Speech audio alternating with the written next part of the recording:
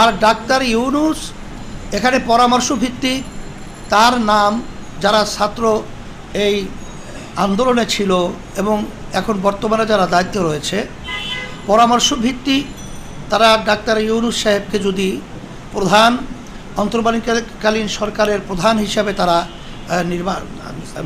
দায়িত্ব দিয়ে থাকে, তার মাধ্যমে কি হয় বা না হয় সে তো রাজনৈতিক ব্যানারে কখনোই সে কাজ করে নাই। যেহেতু সে কাজ করে নাই বিধায় আসলে আমরা এখনই তার ব্যাপারে কোনো মন্তব্য পরিষ্কার করার মতো এখন পর্যন্ত আমরা পারছি না। এটা আমরা দেখব যে আসলে আমরা যে সরকার আসবে, এখন তো আমরা তাদের ব্যাপারে জানি না বিধায় এখন তো অসমর্থনের কথা এখানে আসার সুযোগ নেই।